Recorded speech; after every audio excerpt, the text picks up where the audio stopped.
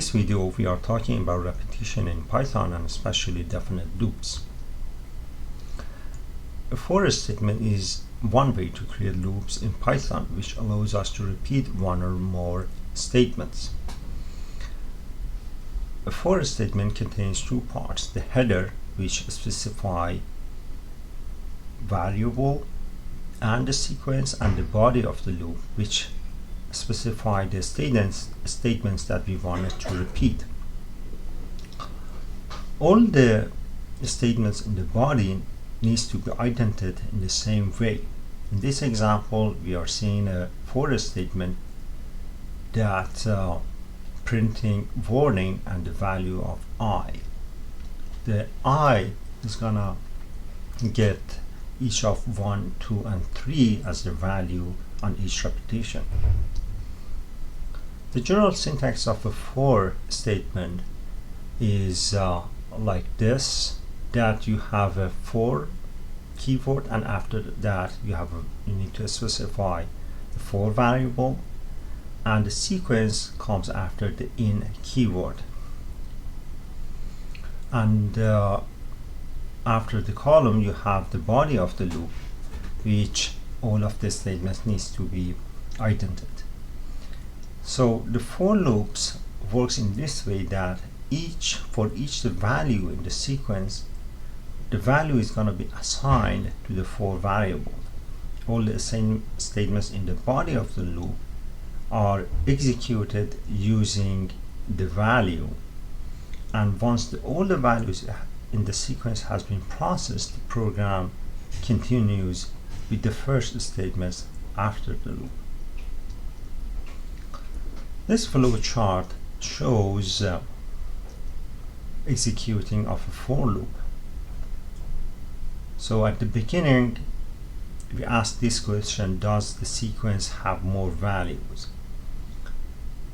If yes, we're going to assign the next value in the sequence to the variable, then execute the body statements and jump back to the beginning of the loop and ask this question: does the sequence have more values? If we reach out to the end of the sequence, therefore we don't have more values, and we gonna execute the instruction after the for statements. We have an example of for loop here, that the value is gonna repeat 2, 4, 6, and 8 and 10 values, and we have a print statement of the value after the for statements too. So using a table, we can see that the for statement execution,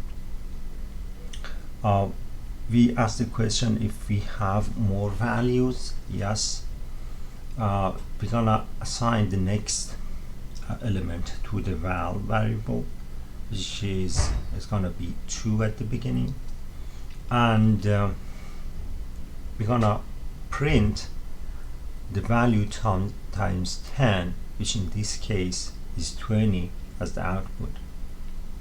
And we come back to the for statement and ask the same question: do we have more value to process?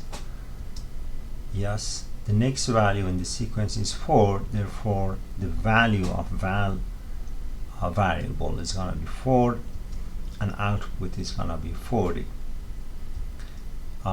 We do the same operation for 6, the output is going to be 60, and for 8 the output is going to be 80, and for 10 and the output is going to be 100. So then after that, the answer to having more values in a sequence is no, therefore we end the for statement and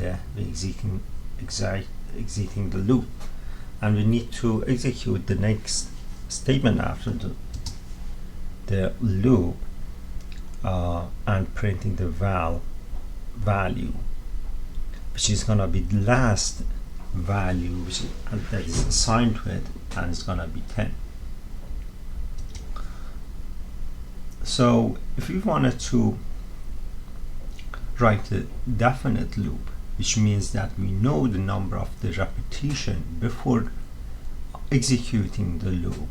In this case, if we wanted to execute it n times, we can use the range function, because the range function is gonna give us a list of n values.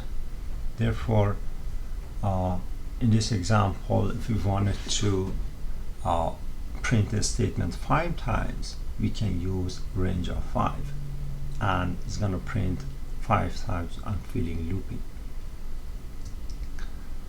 Thank you so much for watching this video.